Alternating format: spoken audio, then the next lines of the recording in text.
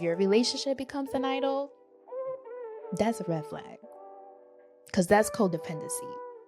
This stuff doesn't just happen, out of the whim, Right. right? Like there's definitely something connected to this. What's your story? How did this all come about for you? Parents divorced at a young age when my dad was cheating on my mom with another woman and had a 2-year-old son behind her back in another country. What are some differences that you could point out about human trafficking in the States, perhaps compared to other areas of the world that you visited? Here in the States, the most common is they start off with building that trusted relationship and that love relationship. So that's why you got to be careful with these dating apps. Yeah.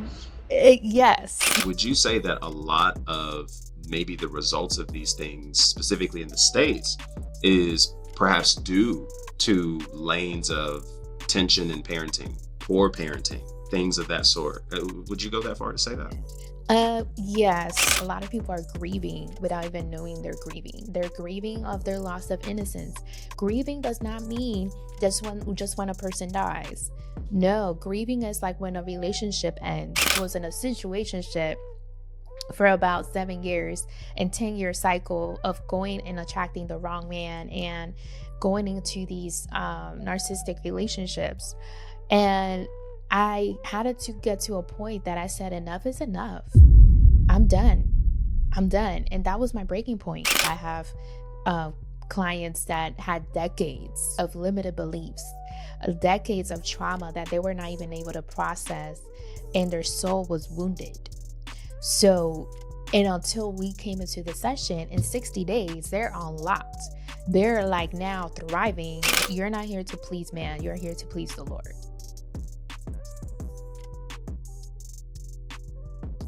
What's happening, everybody? Welcome to the Process Podcast. It's your boy, Coach Sean. I'm so excited for this specific interview and awesome conversation. As you guys know, we're here dedicated to building happy, healthy, whole, and biblical relationships. And we've touched on numerous topics so far in the start of our podcast, but I don't think there's been a conversation more amazing than what we have today. Who I have sitting next to me has been in counseling for 10 plus years. She has her boots on the ground, okay, with all kinds of things related to human trafficking, advocating for such. But her whole mission, who is the host of SheRoars podcast, dedicated to just building and reaffirming the femininity in women and allowing their voices to be heard for the kingdom purposes, okay? And I'm so excited for this because there's just a lot that we got to get into. And I won't waste any more time. I'm going to introduce to some, present to others, the one and only Jennifer Ortiz. Jennifer, good to see you. So glad that you can make it here on Thank this you podcast. so much, Sean, for the invitation. It's such a blessing and honor to be here today. Yeah, I'm excited. We connected and, I've been following your work since the beginning of the year in February, and I have just enjoyed all of it. Even just kind of binge watching a little bit more last night over the course of the week since we made this reach out to connect. I've just enjoyed it. And the conversations you're having, impactful, the stories, I mean, so many things that are happening in your ministry. I just can't appreciate you enough for just your yes and your obedience to that, because it's definitely having an impact. Thank you. Thank you. And I always share that it's all for the glory of God that I do this, and it's a blessing to serve the Lord in this capacity and make kingdom impact to his daughters. Yeah, I love it. And so I want to start out with just your story, right? Because this stuff doesn't just happen, out of the whim, Right. right? Like there's definitely something connected to this, a burden that's on your heart that God's placed. So what's your story? How did this all come about for you in stepping into the spaces that you have so far? Yeah, so it's amazing how God works because I'm born and raised in Harlem, New York. So shout out to my New York people out there listening. And I was born and raised in Harlem and single mom, parents divorced at a young age when my dad was cheating on my mom with another woman and had a 2-year-old son behind her back in another country. So that whole shifted everything, especially as a teenager, still struggling with identity in that case. So born and raised and just trying to find my father's love because he was not emotionally available. So it was a very For me, I was going through a lot of depression, anxiety, suicide. My mom was also even struggling financially because she was single and getting into like domestic violence relationships without even knowing, just to sustain us and have food on the table. So, as a social worker and counselor, that came about, and just the Lord just opened the door for me to go to college. And I was still struggling and not walking with the Lord at that time. I was still going to church, but I was just going to church just to please my mom. And like, okay, I'm just going to Sunday church with you. I don't really want to go, but I was still turning up at the brunch time after church and before the night before. So I was borderline alcoholic, and I was just drinking constantly because I was empty. I was lost. I had so much low self-esteem. I was trying to find love in the wrong places, especially with men that were not emotionally available and not ready for a committed relationship. They also had their wounds, their pains, that, being raised also as a single mom and never had a good father figure in their lives. So, how much more they can know how to treat a woman if they don't have that example, right? So, for me, it was never thought or imagined me into going into ministry. And then it was almost 10 years ago that the Lord called me out of the pits of darkness, out of sexual perversion, and also alcoholism and depression and anxiety. And I say yes to follow him. And ever since then, my life has been transformed, and never thought I will be helping women to now coming out of toxic relationship cycles, behavior patterns, and really learn how to walk in their royal identity and guide them through their healing journey. So it's been a blessing and an honor, and never even thought I'd be going and fighting against human trafficking. That just happened suddenly 4 years ago. 4 years ago, and during COVID, God was calling me to Texas, and then He was speaking to me a lot about human trafficking. Never thought I would be able, because I thought, oh, it happens outside of the states. Like for me, it never captivated me that trafficking was actually happening right behind my door, like backyard. So, and I was living in New York, and New York is like was one of the top states of trafficking. And for me, that blew my mind because it was never spoken or anything like that. So, curiosity, the Holy Spirit was just giving me curiosity to do my research more about this. And I did. And it just ignited a fire in me to be like, oh no, like I got to do something. There is just like a burning desire for justice and to fight for women who are suffering in silence and for children. So, I was looking into positions, and was not happening. COVID happened. Things just turned around. And then from there, God opened the door to Texas and opened the opportunity to work with youth survivors of trafficking in the DFW area. And I so love it, seeing a transformation and just a breakthrough of the youth, the woman that I come across through, and now going international to missions. Yeah, I man. So speaking of human trafficking, I think that's a good place to start because it seems like, especially based off of the interviews that I've seen you hold and host, which have been phenomenal, Thank you. and there are seemingly differences, like what we would assume human trafficking to look like in one area, looks completely different. It's actually out of mind and otherworldly. So, what are some differences that you could point out about human trafficking in the States, perhaps compared to other areas of the world that you visited where this same stuff is happening, but in different facets and ways? Great question. So the difference that I see, based on what I seen in the States and internationally in the States, it's more in regards to social media, romanticized relationships. They start off with relationships. I don't know if you've seen the movie Taken. The movie Taken, as like they would just take the woman, they traveling, and yeah, that happens. But here in the States, the most common is they start off with building that trusted relationship, and that love relationship. So that's why you got to be careful with these dating apps. Wow. Yeah. Um, yes, you got to be careful with the dating apps and the DMs on Instagram, Wow. So you're because saying that stuff happens through dating apps as well? Like that's yes, a possibility. yes, Wow. yes, unfortunately, because there are, and it does not just happen for women who are being trafficked, it's also man being trafficked as well. So, and it's women and men that are longing for love and they are broken, and traffickers, they smell like when they're being vulnerable, because especially if you're having trouble or struggles at home with parents, if you're a youth and you know they're showing their struggles on social media, you're a target because you're sharing all your problems and being vulnerable in that capacity. So traffickers are looking for vulnerable victims, even for those that are struggling in poverty and are homeless. They are looking for that.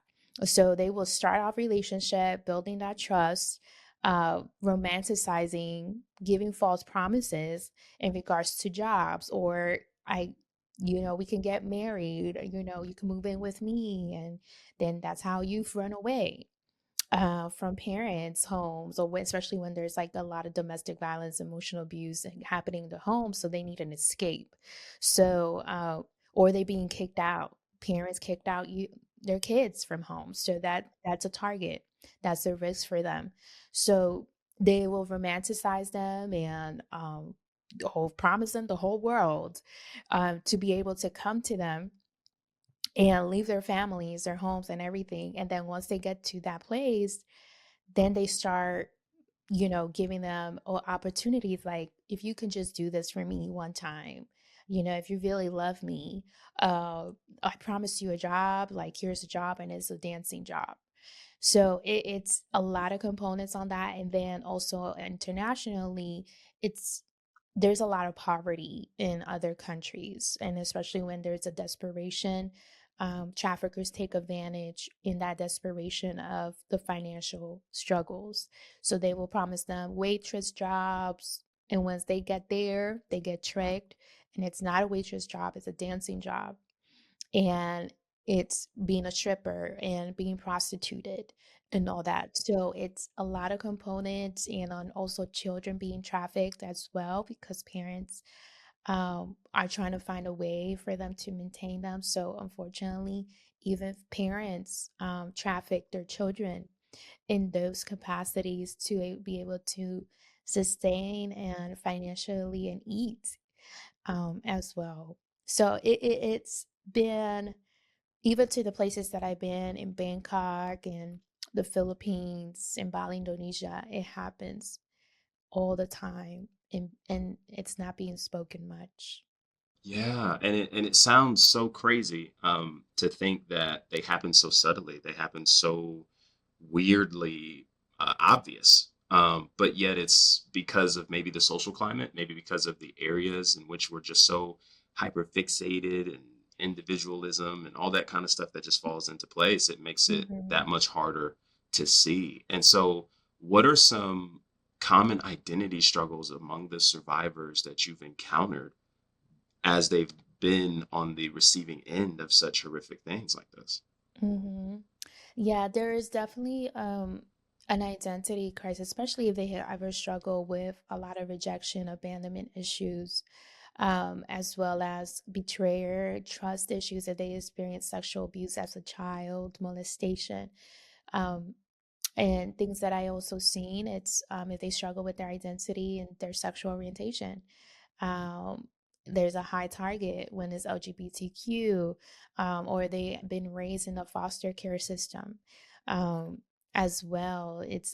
They are vulnerable to being trafficked, and trafficking can happen to anyone because it's a target, um, and especially it can happen to even women that are married and husbands that are married. It can happen to that. So, and the even the identity crisis of knowing who they are and trying to find that validation and love and acceptance of belonging, because in my home nobody loves me, nobody sees me, nobody cares for me, so I'm going to try to find it outside.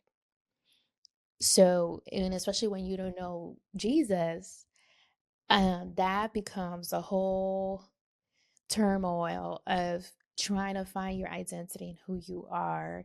And that's why it's such a blessing for me to coach women, to walk into their inner healing process out of their trauma and really be rooted and grounded in who they are in Christ as royal daughters, and to really embrace that and walk through that overflow.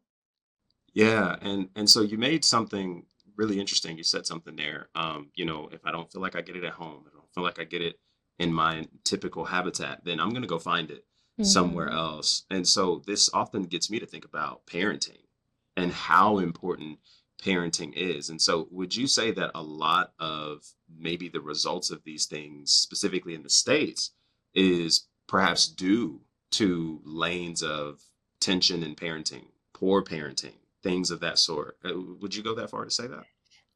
Yes, because unfortunately, uh, you know, parents can be work mode, right? Work, work, work. And once they get home, they're tired, they're exhausted. Uh, Child can be on the tablet all day, on the computer, PC. That's why you have to be careful on what they're watching, because pornography is huge, especially for children. That's how trafficking starts, because the mandate is high. When there's a lot of mandate in regards to pornography and children being addicted at an early age because they're being exposed to it, even like YouTube Kids is not even safe. Like it's not, Mm, because yeah, you can give them a tablet and a phone and everything. But it's just you have to be careful and really give them the attention, the love they need, and finding that balance. And I know it can be challenging to find that balance, especially with work and for your children, especially if you're a single mom, um, in those aspects. But it's really giving them the attention and love, and really have deep conversations, creating a safe place for your children, because if not, they're going to try to find a safe place outside that it's not really safe. yeah, I'm so glad you touched on that. And I think this transitions into the conversation on trauma because, there's definitely, especially in the wave of social media, people all over the place have voices, have accounts and channels, and are can easily ascribe, mental health things or even trauma for one thing for another. And so I would love to just hear your thoughts and help on just really giving a definition and distinction, perhaps between the trauma that you are dealing with people and clients in the workspace and the human trafficking, but just people who are struggling with rejection, abandonment, all these different things. What would you say, or how would you define trauma to be? And then what are some misconceptions that you hear about trauma online compared to maybe what it actually is in your work? Mm-hmm. Yeah, so trauma can be in different aspects. It could be little t trauma or big T trauma, especially that the person has experience in their lives and over their childhood. And even trauma can happen even in the womb, because you're experiencing all the mama's feelings while your mom is pregnant with you, Mm, right? So trauma does not just start when the baby is born, it starts in the womb. And it's also because the mom, they could be a high stress level or going through a difficult time, it affects the baby. So the trauma, it could be in different aspects. It's when a situation or crisis happens to a person that really shifts their mindset, shift their identity. And also like trauma can be physical, emotionally, or mentally and spiritually as well. So with the people that I've seen, and especially with my experience in counseling, the most that I've seen is because they have not processed their trauma experiences well in a healthy way. So they just build up over time. And until they decide, okay, I'm going to ask for help, I'm going to go get counseling, go and open to the Lord and that healing experience, because if not, you're going to operate in that survivor mode. You're going to operate in that fight and flight mode, because that's what trauma does. it leads you to that fight and flight mode, or freeze in that capacity to just stay and know how, and that's how triggers happen. That's how triggers is like when something irritates you or creates anxiety or depression, and you just like, but why that triggered me? Why when this person said this, like just got annoyed, I just got annoyed and got irritated and got upset and angry. Why is that? And because it is out of a trauma response that was not processed well in your life. Because as a child, you probably didn't have a safe place to really share your emotions with your parents, and your parents said, shut up, to stop crying. Like, shut up, stop crying. You're internalizing those emotions because you don't have a safe place. Because if not, if I cry, if I continue crying, I'm gonna get hit. I'm gonna get smacked in the face. So as you grow up, then you learn how to just internalize your emotions without you even able to have that safe place to share and grieve, or you have experienced a sexual abuse and all of a sudden you shared it and nobody believed you. So in that case, okay, I'm not going to share anything because people are not going to believe me, and then I just struggle internally. So until that moment that you create that, you find a person that you are able to share and not feel judged, and also invite the Lord in the middle of that processing, because a lot of people are grieving without even knowing they're grieving. They're grieving of their loss of innocence. Grieving does not mean just when a person dies. No, grieving is like when a relationship ends suddenly. Betrayal happens that you didn't even expect. You grieve because you're disappointed, you're discouraged, you are feeling like, man, like I trusted in this person, and then all of a sudden they turn my back.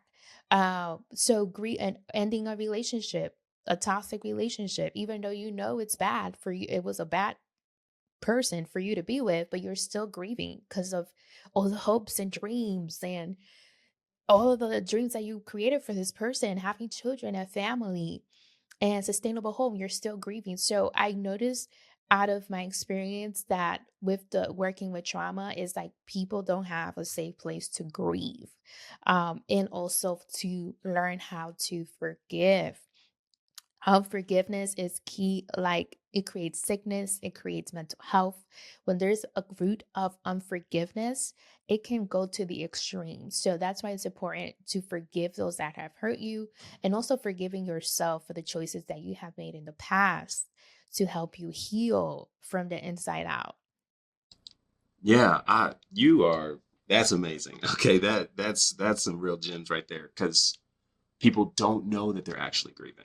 Mhm. And because they don't know they're actually grieving, it's almost a lane of confusion and stagnance. And so then Mhm. sounds like this is what creates the perpetual repetitive behaviors, going from one person to the next, Right. going from one event to the next, all in efforts of trying to silence what's so loud inwardly. But because we don't know what to do with it, we just keep moving. And so I love that aspect. So here's my next question then. How or what tips would you give to help others really grieve through that processes? Because it sounds like a lot of this, a lot of the trauma that you just kind of, in a way, defined and explained, all starts with incidents. Like this was an event that happened, and Mhm. the event is what wounded you. And the event that wounded you because it went unprocessed became a pattern that created other areas of struggles, toxic cycles, and things of that sort in your life. So when we acknowledge that an incident has occurred, that then reveals, okay, maybe there's something to this that's traumatic in my life. What do you give or how do you help others grieve through that? Yeah, so the first thing is really the key is to acknowledge it, the first step, because if you don't acknowledge that you're struggling with this, right? You're not, there's not going to be no change. You're just going to continue to normalize it like it was nothing. It was nothing. No, you're saying that because out of your protection, because you don't want to feel. When you say, I don't care, that also is saying you're actually putting a guard on how God wants to really heal you, and go deep. He wants to go deeper with you. So the process is acknowledging it, facing it like, yes, I have this problem. It's like having an addiction.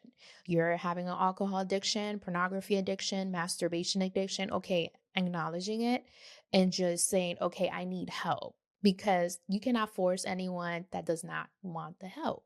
They have to go through their own journey. They have to go through their own until they say, okay, I hit rock bottom. I'm ready. Okay, so we're about to do this together. Acknowledging it, and as well, naming what was the incidents that you were not able to grieve.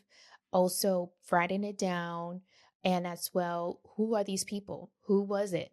It was it your close friend or your family, your mom, your dad, your siblings, your cousins? What was this incident?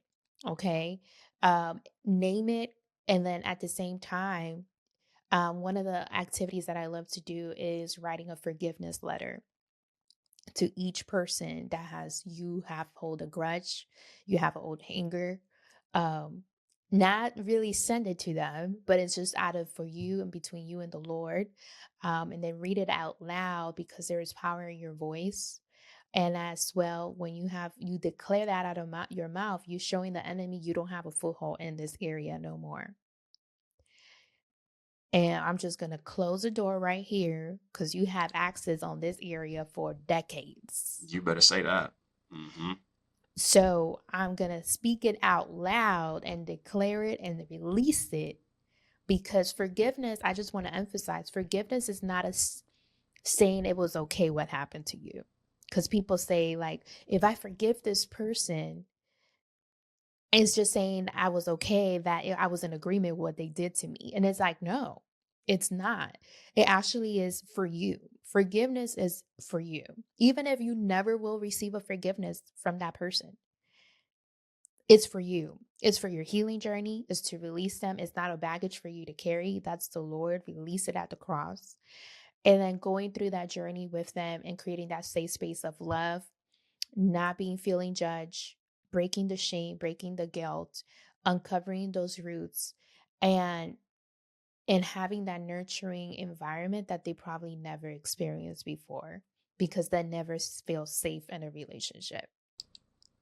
So, and it's that walking with that journey the same way that how the Lord walked with me through my inner healing and deliverance process. I had to really be open, allow the Lord to go in all the rooms, not just some areas, but all the rooms that were cluttered. Okay. Um, and really allow Him to just do a whole detox and take out some junk that needed to be taken out. Uh, to be able to walk a life of freedom and womanhood and embracing my femininity and leading others into that as well. Yeah, I love that. And it sounds like just listening to you speak, there's some areas where, of course, throughout this entire healing process, this is why your spiritual foundation is important. It's actually required when it comes to healing fully, Yeah. because it sounds like, especially with that forgiveness piece, it's no doubt extremely difficult to really, in some ways, grasp it, because in some ways it's scandalous in a lot of ways. But it it seems like there's some people who possibly have been on the other ends of those things and have been waiting for apologies, who have been waiting Yes. for certain Right. things like that. And so it comes to an understanding that you may not ever get that apology. You may not ever get that Never. conversation. You may not ever understand the why. But this is where the spiritual foundation piece comes in, Mm-hmm. because this is what gives you the foundation to still exercise that forgiveness and still give yourself the permission to release the other person of their debt in order to live your life. Do Mm-hmm. I have that kind of correct Yeah. there? Yeah. Yeah.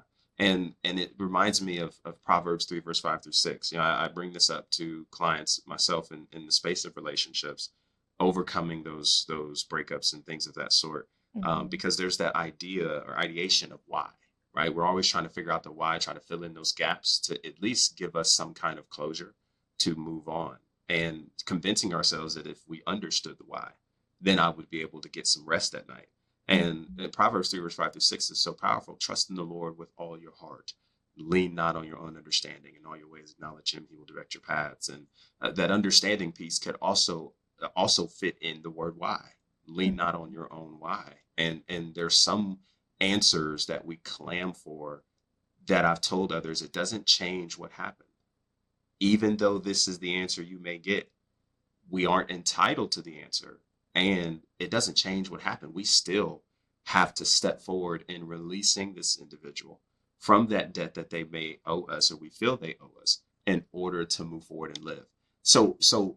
I just want to get this maybe more so on record because, again, I guess I see this so often on social media. There's a lot of, even in the spaces as sensitive as trauma, as sensitive as human trafficking, as sensitive as sexual abuse and things of that sort, which is really, really deep.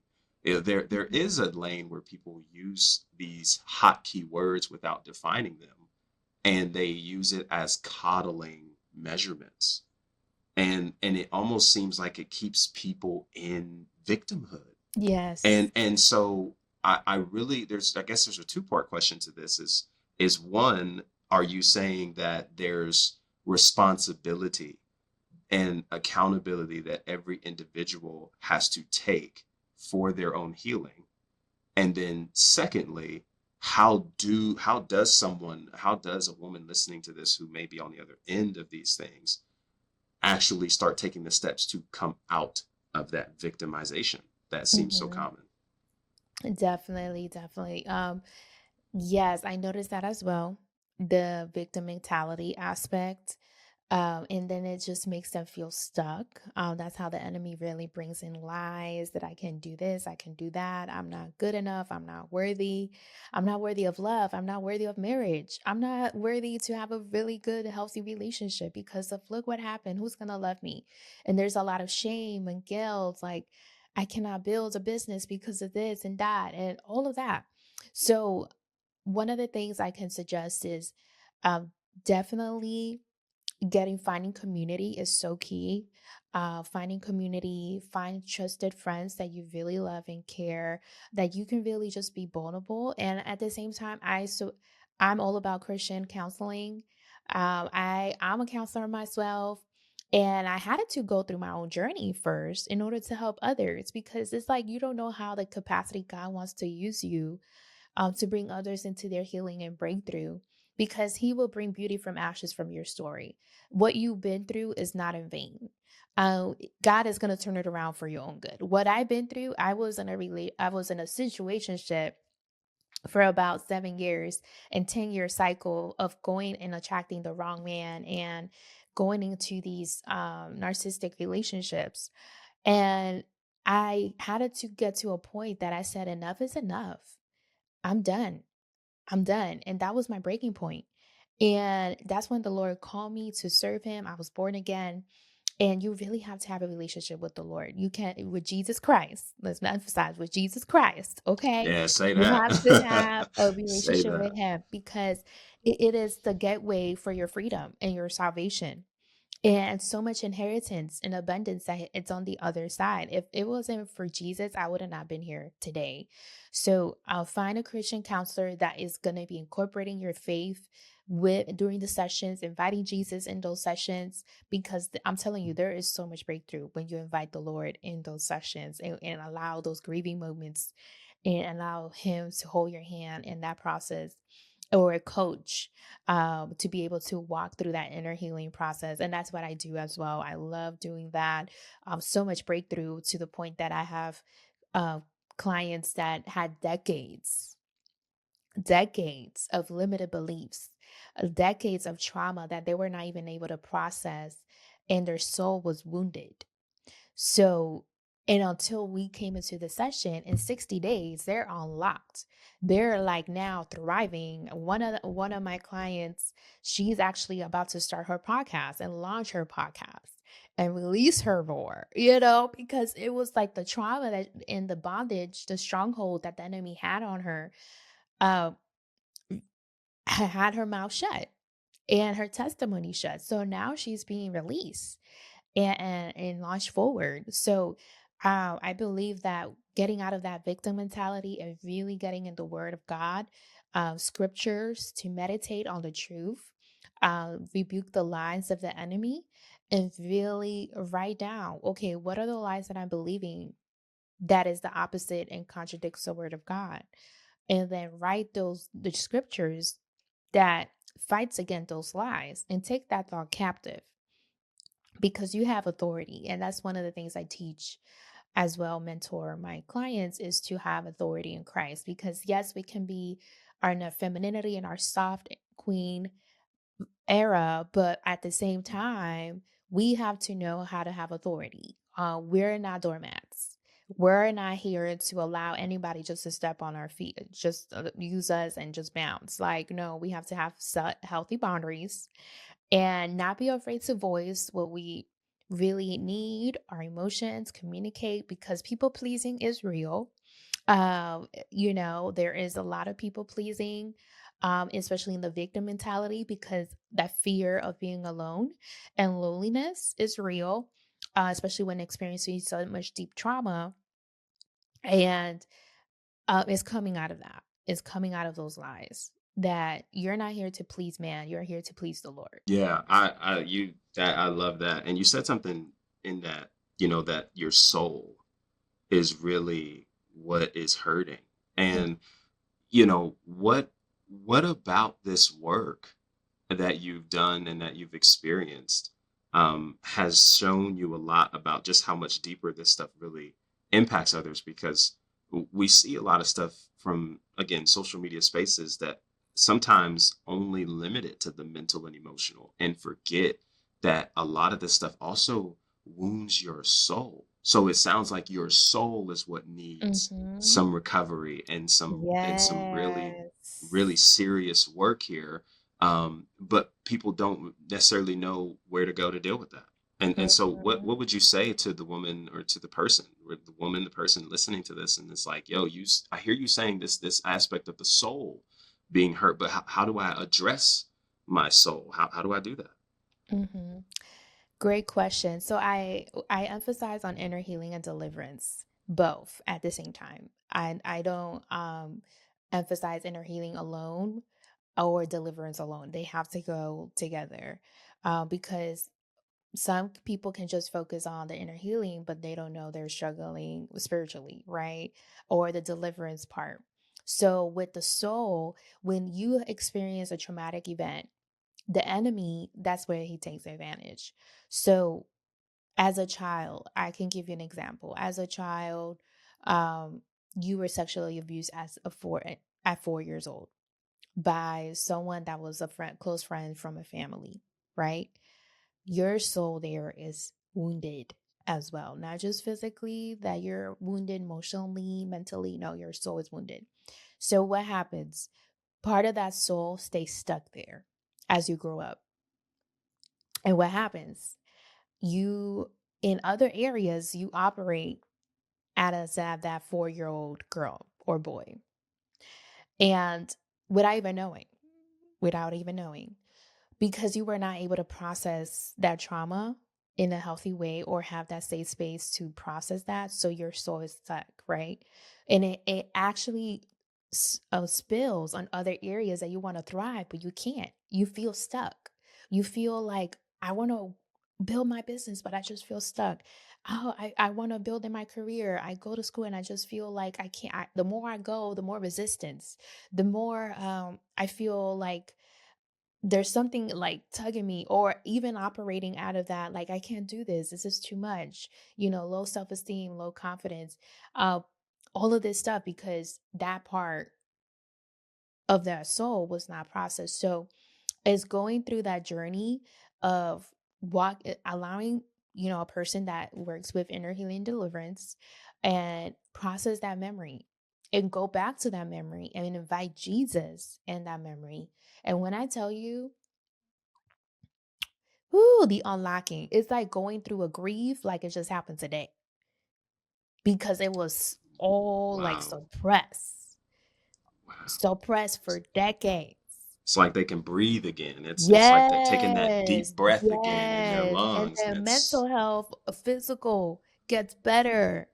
Uh, Now they're just unlocked because that part of when there was 4 years old now is exposed. Devil, you've been exposed. You cannot have a stronghold anymore here. Jesus is in that area now. Boom. And when I tell Boom. you, ooh, I love seeing it on my sessions. I love seeing it because a lot of people are suffering and Yeah. their soul is wounded without even knowing. Yeah. And it sounds like, I'm reminded of Paul's writing in 1 Corinthians 13, when he says, when I was a child, I thought as a child, I spoke as a child. But when I became a man, I put away childish things.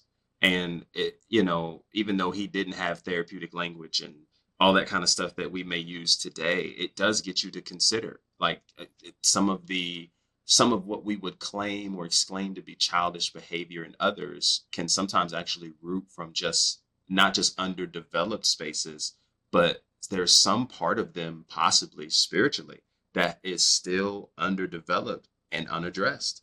And there's a need to deal with that, what you would possibly look at as an inner child wound, that often, relates to attachment styles, all those kinds of things. But Yes, the yes. inner child wounds that the individual has to look at and say, yo, this is something I have to deal with. But more importantly, what Paul does, he invites God into the midst of what he felt he could not get through on his own, that Mhm, allows him to love in the manner that he describes in 1 Corinthians 13, a love that is patient, a mhm. love that is kind.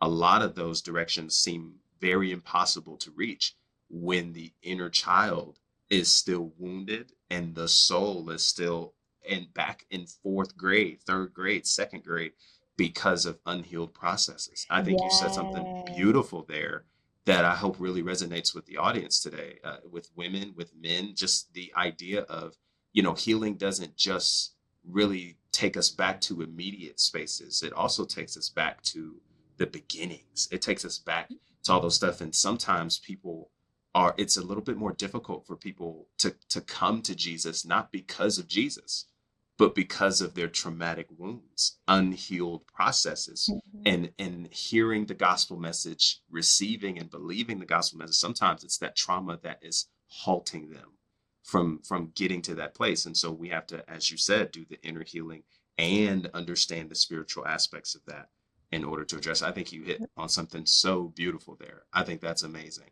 Thank you so much for sharing that. That's You're huge. welcome. You're That is welcome. huge. Yeah. Because it is real, like, and it's amazing because during the sessions, they will have visions of that little girl wounded, in a corner, in a dark corner, and they're just so afraid because they've been crying out,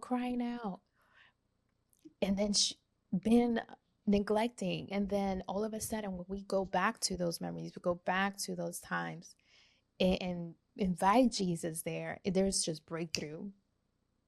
Yeah. Yeah. He's the God of the past, present, and the future. He can redeem the time. He can redeem all of that.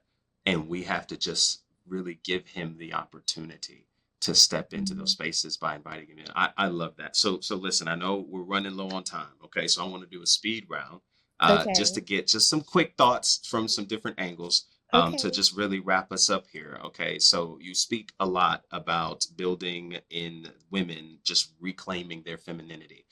What is one attribute of biblical femininity? What would you describe that to be? Ooh, Queen Esther, that's my girl. Queen Esther is the one of really embodying femininity and her leadership and her boldness. Because I always talk to her about that because she was prepared for a year before she was presented to the king. She really had to go through that renewal process of transformation because she was an orphan. But she had to go through that purification process and be anointed and with oil and aroma before she was presented to the king. She had to dress in her femininity and embody that. And that's also the favor of God was upon her. A favor of God was upon her, and she was not silent. If she was not quiet, if she would have been silent, people would have been perished. So she really even used her femininity and created a dinner for the king and for the enemy himself. She was Yeah. serving. She was in a serving mode, like, let me create a banquet, a feast for you.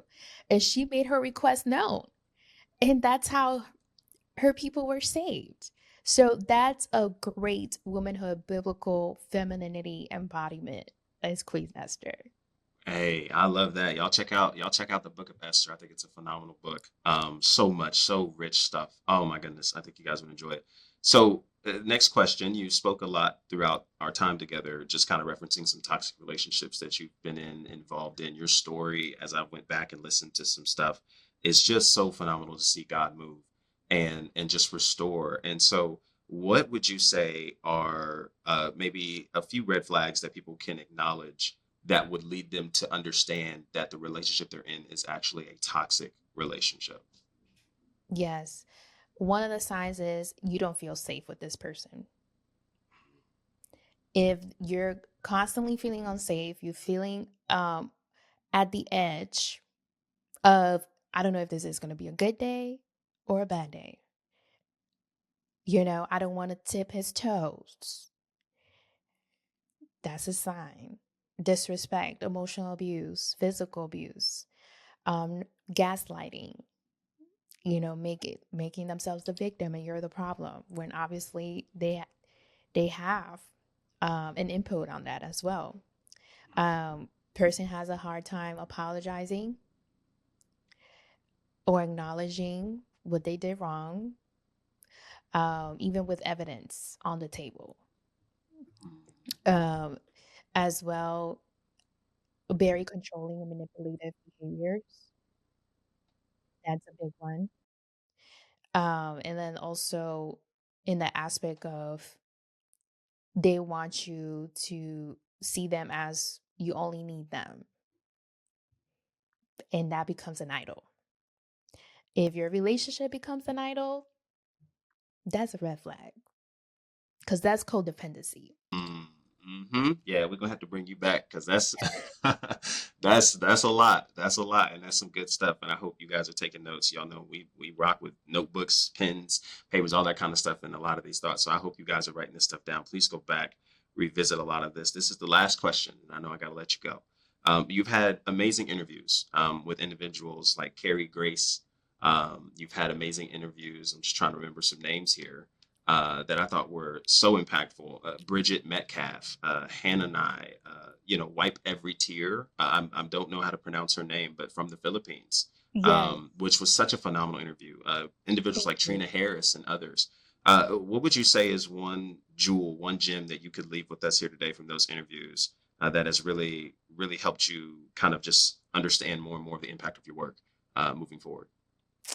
Oh, yes, amazing. For me, it's one of the things that I love out of all those interviews that I had, and it's creating a safe place for women to activate their roar, to their voices and share their testimonies and be able to know that yes, we can have the success, the elevation, but there is a story behind that. There was a struggle, there was a process, there was a purification process, that it's not all what we see in social media, but really listen, we had to go through a journey to get to this point. And I would love seeing that and sharing that with my audience and bringing women that are kingdom lioness that are just killing it and thriving in the kingdom and obedience and their calling. But at the same time, there was like a pit, there was like a prison, a wilderness season in their lives they had it to overcome, and that Jesus literally turned it around. So it's a platform that to be able to help women to be activated and unlocked and really walk in their full authority as daughters of the Most High King. Man, y'all, ladies and gentlemen, Jennifer Ortiz, I am so grateful for this conversation. Thank you so much for so much wisdom and input that you've given to us today. I think so many people are going to be blessed by this. Listen, where can people find you, follow you, subscribe? How can they support your ministry as you continue to move forward from here? Yes, you can check out my website, which is roar and rain by Jennifer.com, Jennifer with one N. And then also on Instagram is Jennifer Ortiz _414. as well. And then Facebook, Jennifer Ortiz. You can find me there as well. Awesome. I'll put all of that stuff in the link in the description below for you guys to check out, follow, support her. Man, this is an amazing stuff. I don't think you guys will regret it. To all the women who are out there listening to this, I hope you have been blessed by this. We're going to definitely have her back on at some point. Just dive into some more conversations, because I just think this has been a blessing. I have been definitely enriched by this. And so, absolutely. And we hope to see you again sometime soon. But in the meantime, man, we just appreciate you so much. And listen, until next time, guys, I'm so excited for what this season and the rest of the season holds as we continue to build happy, healthy, whole, biblical relationships. It's your boy, Coach Sean, with Jennifer Ortiz. And until next time, be easy and be breezy. Peace.